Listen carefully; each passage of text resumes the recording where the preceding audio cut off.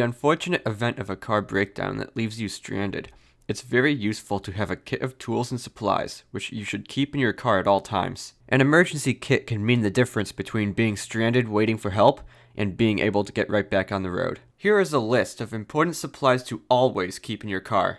Jumper cables, roadside flares, spare tire and jack, first aid supplies, bottled water, granola or energy bars, small tool kit, a flashlight, car escape tools such as a seatbelt cutter and a window breaker, road maps, blankets and extra clothing, especially for colder climates, a car fire extinguisher, antifreeze, a roll of duct tape, washer fluid, paper towels or rags, 2 quarts of oil, and a no-spill gas can. You can often find these items being sold as kits online or at automotive stores.